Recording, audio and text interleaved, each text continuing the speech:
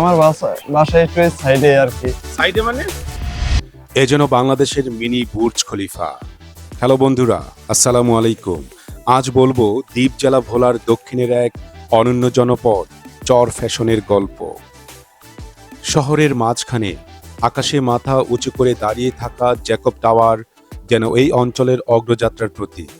এর চূড়া থেকে চোখে পড়ে দূর দূরান্তের সবুজ প্রান্তর আর বিস্তীর্ণ জনপদের সৌন্দর্য।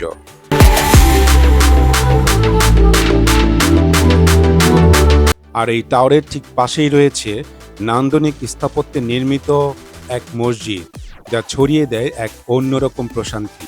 এখানে সময় যেন কিছুটা ধীর হয়ে যায় আর মন খুঁজে পায় শান্তির ঠিকানা।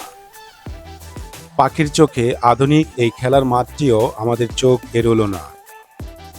এই খেলার মাঠটি প্রতিদিন জন্ম নেয় অসংখ্য তারুণ্যের স্বপ্ন।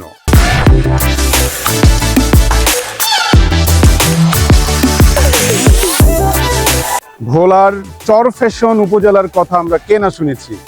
এই জোনটাকে আসলে স্কোয়ার ফ্যাশন বলে। এবং এই যে পিছনে পুকুরটা দেখা যাচ্ছে, এই পুকুরের চারপাশে কিন্তু অসংখ্য মানুষ পর্যটক হিসেবে চলে আসছে এবং চারপাশে বেশ কিছু শপিং মল রয়েছে। আর এই পাশে আসলে চর ফ্যাশন শিশু বিনোদন কেন্দ্র আছে।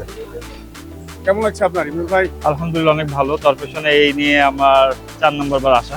অনেক ছোটবেলায় আসছিলাম, সেগুলো বাদ দিলে। তো চর ফ্যাশন অনেক ডেভেলপ হচ্ছে আগের চেয়ে। রাস্তাঘাট এবং মানুষজনের বিহেভিয়ার থিংস অনেক বেশি আপডেটেড।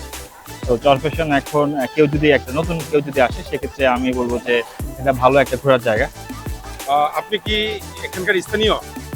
আমার বাসা একটু সাইডে আর কি। সাইডে মানে? এই যে অল্প একটু আর কি পাশে। আচ্ছা আচ্ছা, তো কেমন লাগছে? এই অনেক ভালো লাগছে। চর ফ্যাশন অনেক উন্নত আলহামদুলিল্লাহ। ভোলা জেলার ভিতরে দেখার মতো জিনিস আছে। চর ফ্যাশন জ্যাকব টাওয়ার বাংলাদেশের সারা বিশ্বের মধ্যে 7 নম্বরে আছে এবং আপনার বেতুয়া গেলে অনেক প্রাণ জুড়িয়ে যায়।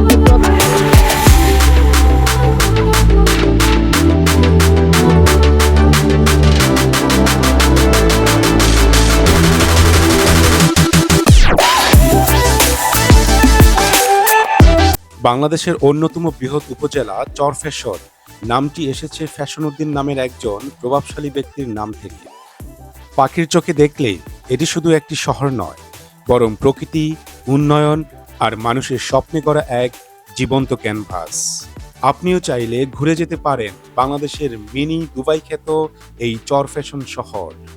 আর এই জন্য ঢাকার সদরঘাট থেকে রাতের কর্ণফুলী লঞ্চে যাত্রা শুরু করে ভোরের আলোয় পৌঁছে যেতে পারেন চর ফ্যাশন উপজেলার বেতুয়া ঘাট। পরের দিন আমরা এক্সপ্লোর করেছি দ্বিতীয় সুন্দরবন খ্যাত চর কুকরিমুকরির অজানা সৌন্দর্য।